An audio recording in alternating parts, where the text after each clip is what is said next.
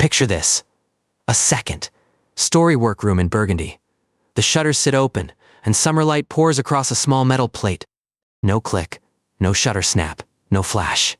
Just silence, dust, and sunlight slowly baking itself into a coating of dark bitumen. For days, nothing seems to happen. Then a view appears so faint you almost have to believe in it first.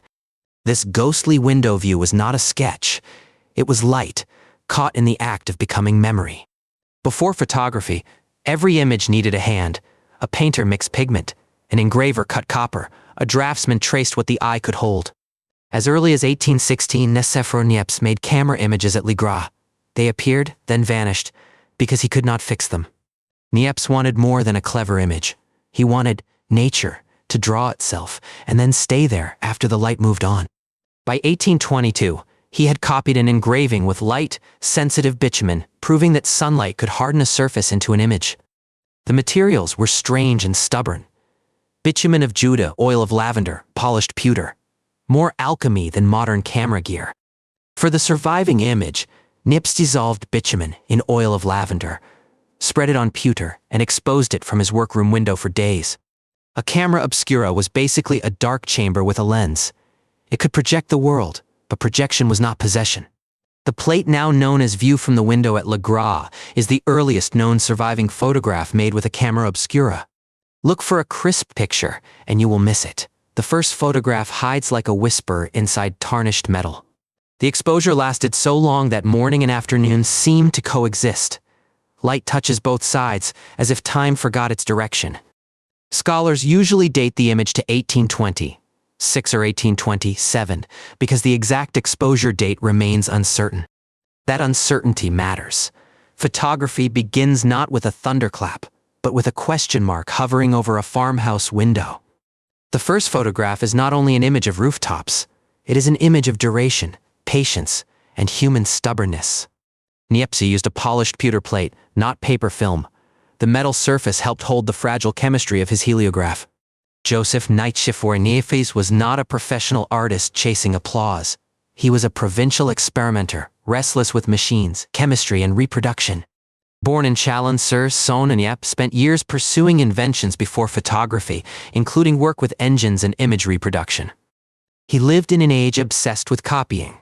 Books, prints, maps, portraits. Europe wanted images to travel faster than hands could make them. Francis Bauer later described Niépce's work as heliography, the first results obtained spontaneously by the action of light. Heliography means sunwriting. It sounds poetic, because it is. Niépce had found a way for daylight to leave handwriting.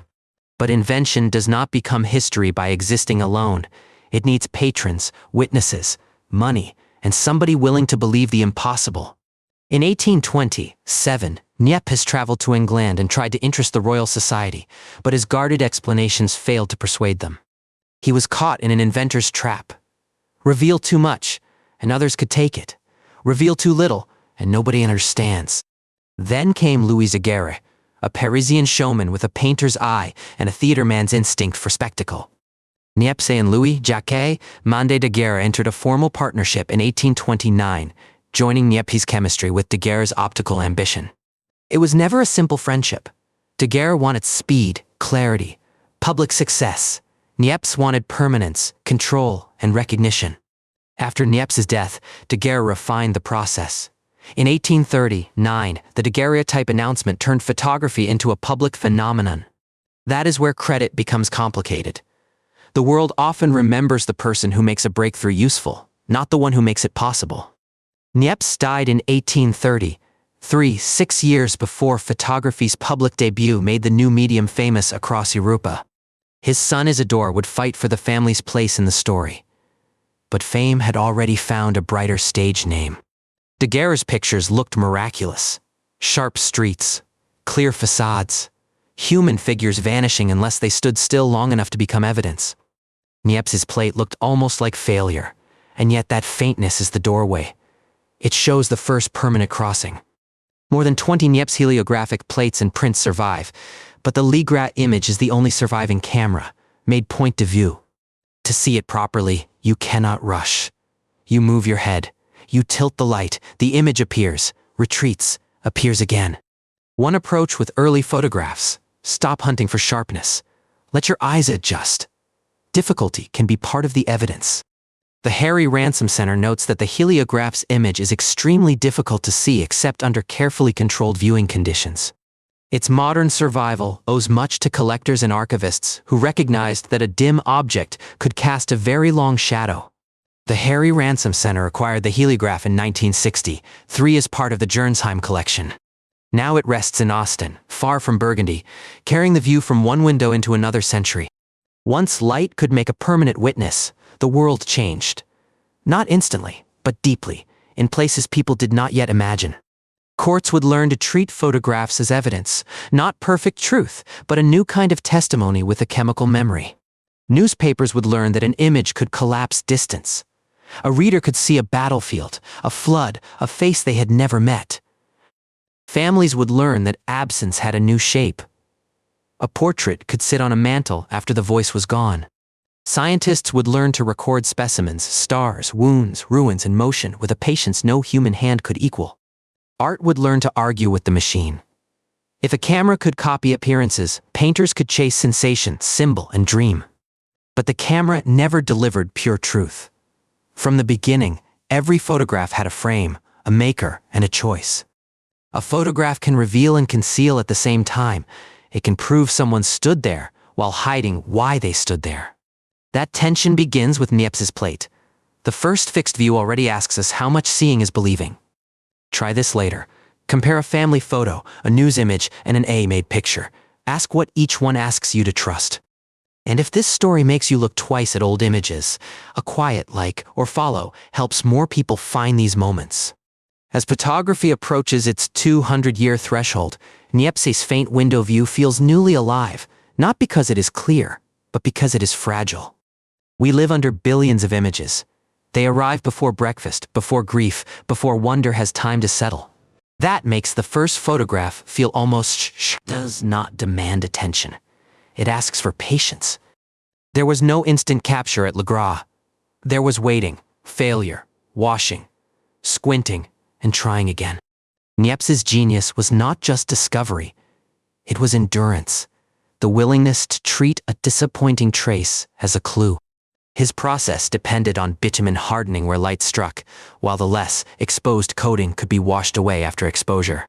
So the image came from difference, hardened and softened, present and absent, a rooftop built from chemistry and subtraction. Niépce called these camera views points de vue, a phrase that means viewpoints, and the Gras plate is the only one known to survive. That phrase is beautiful, a point of view. Photography would become exactly that, a captured position in space, time, and power.